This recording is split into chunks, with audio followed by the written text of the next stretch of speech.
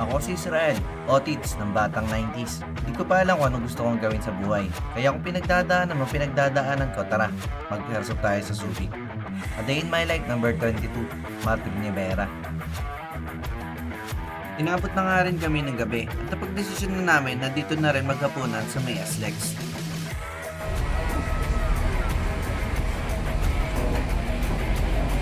Kumain lang din kami ng mabilisan at tumiretso na rin sa biyahe. Dadaan pa kasi kami ng Pampanga para doon magpahinga. Madaling araw na rin nang nakarating kami sa Pampanga. Konting pahinga lang din at bumiyahe na rin. Oh, tropa, saan ka pupunta?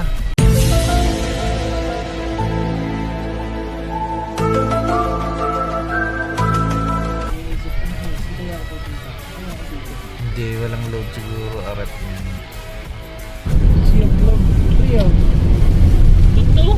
Oh my God! Wow! Akala mo yung mga sapot eh, no? Sisipunin ka dyan. Ay, grabe ba? Ay, maiksi naman pala. Pero ilang minuto lang yung pala pagkita na mas nakarating ng sinya.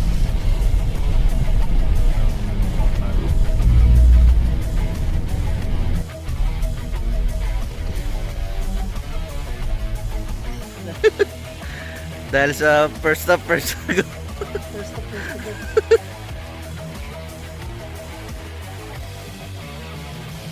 Mabilis ang registration nga lang din para makuha yung patch at saka yung kit. Tapos dumiretso na rin kami sa port kung saan naghihintay yung bangka na sasakyan namin.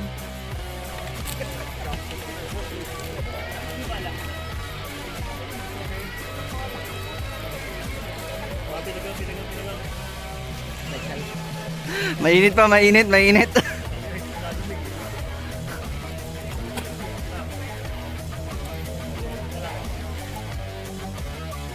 May group nga pala ang pagsakay ng bansa. Nung dumating na yung bangka namin, agad na rin kami nagkarga ng gamit para hindi na masyadong abutin pa ng init. Ito rin nga pala ang first time ko na sumakay ng bansa papunta sa paglalaroan. Bukod sa nakaraan ko PBL, masasabi kong sulit din ang experience na to.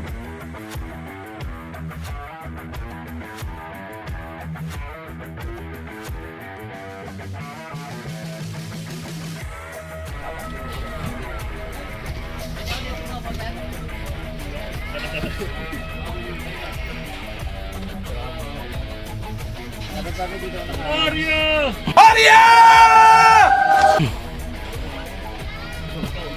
Pag-uwi mo, talagang agas-agas. Bagang maga kasi, atake na. Ay, pag nilalakarin. Nakasot. Pagod na pagod ka na, tapos hapon nakasot ulit. Paggabi talaga, marami. Pinagpas mo pang gabi.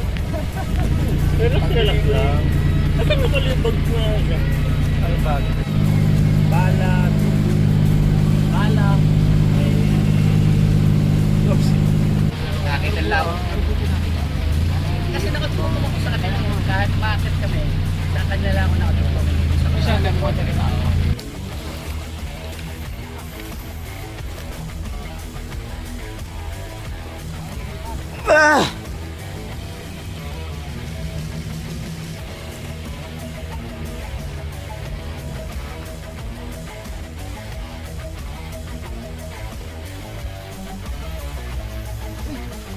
Iya na.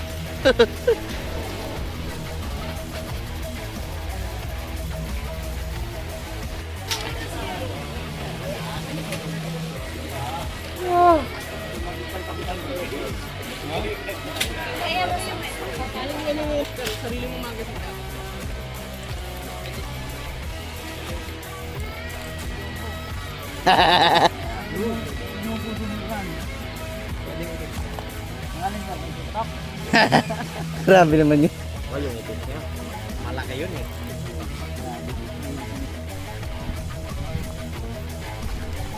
Yay! Ay, ay, ay! Ho, ho! Ho, ho, ho! Kasya yan. Pwede naman sabit eh. Te, ako na lang magdadrive te. Baba ka na. Char! Pagkatapos nga namin magpakrono at maihatid dito sa base namin, ay nagbabalang din kami ng gamit. Isang mabilisang lunch lang din at nag-prep na rin kami at nag-get up dahil baka maunahan daw kami sa pwesto.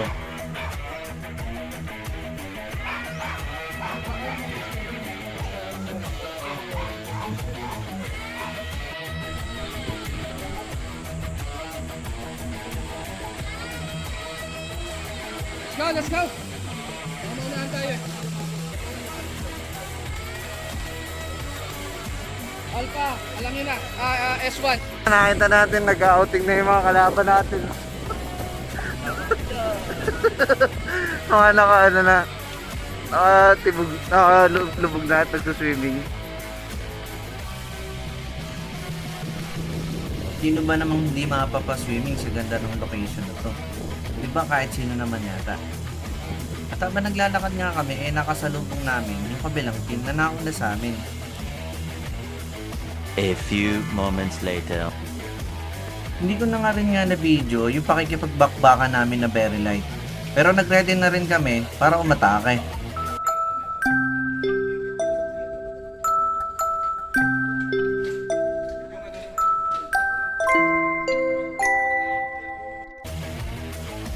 At dahil nga inatake kami ng anto, pagkagising namin, pinag-prep na rin kami ng general namin para sa isang atake matindi. Kaya pala dinag yung kanina.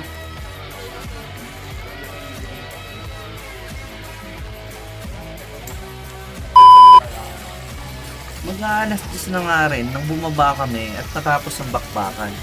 Hindi ko na rin na video lahat ng kaganapan ng gabi, pero sobrang sulit ng experience.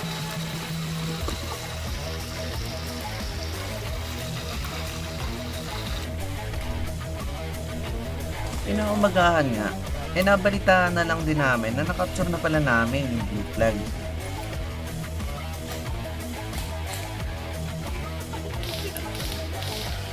Hindi mo alam, ramdam pre.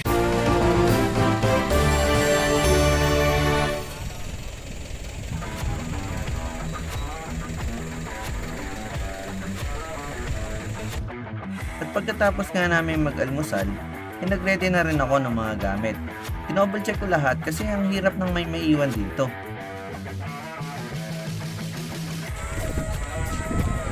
May konting parabol nga rin pala sa lahat na nag-participate. Pero di na rin kami nag-expect kasi nga malas din kami lahat sa mga raffle na ganito.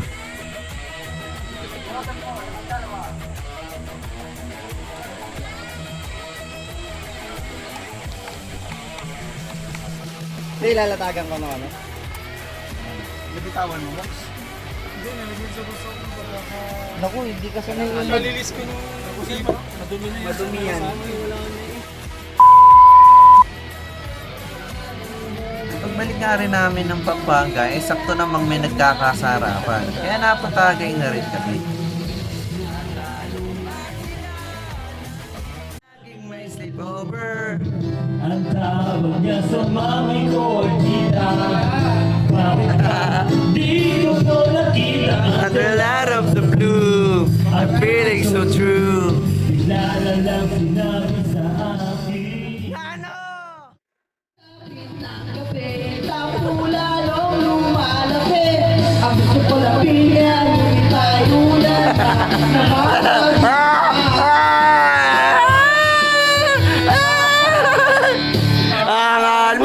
Hindi ko na rin yung na-video lahat ng kaganapan, pero sobrang sulit na experience. At dito nga, hindi nyo makikita na hindi lang kami pang airsoft, kundi pang kantahan din. Kaya, hanggang dito na lang. Sa muli, paalam!